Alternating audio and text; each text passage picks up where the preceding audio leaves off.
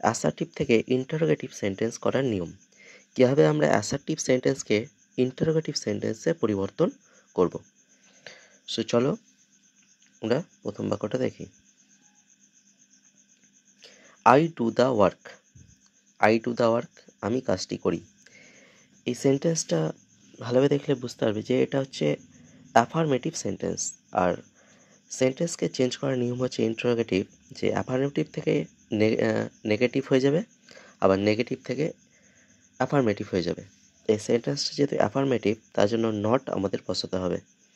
Interrogative করার জন্য আমরা প্রথমে অক্সিলারি ভার্বটা প্রথমে নিয়ে আসবো। এখানে অক্সিলারি ভার্বটা কোনটা? এখানে ডু কিন্তু অক্সিলারি ভার্ব না, এখানে ডু হচ্ছে মেইন ভার্ব। আর ডু যেহেতু মেইন ভার্ব, তার জন্য অক্সিলারি ভার্ব নেই এখানে। তার জন্য আমরা বাইরে থেকে ডুটি ডাজ নিয়ে আসবো। বাইরে থেকে নিয়ে আসবো ডাজ।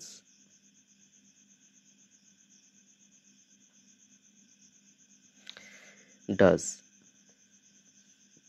তারপরে আই সাবজেক্ট, তারপরে নট। যেহেতু এটা অ্যাফার্মেটিভ, তার জন্য নট হয়ে যাবে।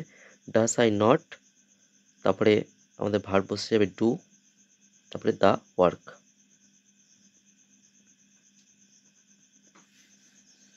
তারপরে সেন্টেন্সটা দেখব, she is my sister. She is my sister, এটা হচ্ছে অ্যাফার্মেটিভ সেন্টেন্স। তার জন্য ইন্টারোগেটিভ করার সময় নেগেটিভ করতে হবে।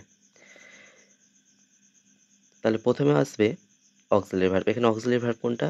এই যে ইজ। ইজ হচ্ছে এখানে অক্সিলারি ভার্ব, ইজ। তারপরে আসবে সাবজেক্ট সি, তারপরে নট, তারপরে my sister.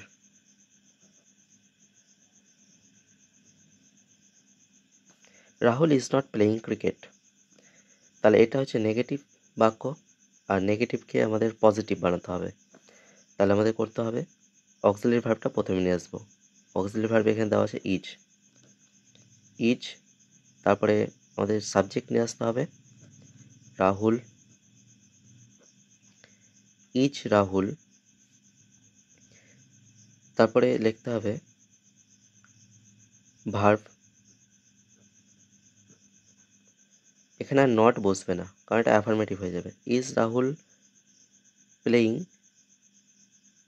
Is Rahul playing cricket.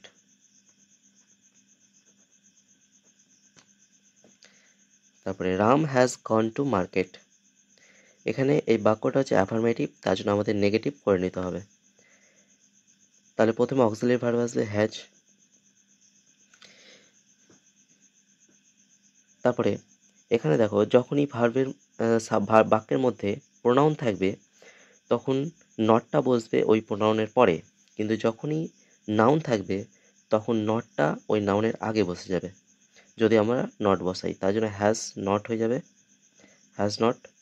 তারপরে সাবজেক্ট হবে রাম, কারণ যেহেতু এটা নাউন, নাউনের আগে নট বসবে নাকি পরে ইন্টারোগেটিভ সেন্টেন্স করার সময়। হ্যাজ নট রাম, তারপর বাদ বাকি যা আছে বসিয়ে দেওয়া হবে। Gone to market. You will marry me. তাহলে এটা হচ্ছে অ্যাফার্মেটিভ সেন্টেন্স, তার জন্য এটা নেগেটিভ করতে হবে। তাহলে প্রথমে আমাদের অক্সিলারি ভার্ব হচ্ছে কোনটা? উইল হচ্ছে অক্সিলারি ভার্ব, উইল। যেহেতু এটা প্রোনাউন, তার জন্য নটটা প্রোনাউনের পরে বসবে। তারপরে আমরা যা আছে বসিয়ে দেওয়া হবে। Verb marry me.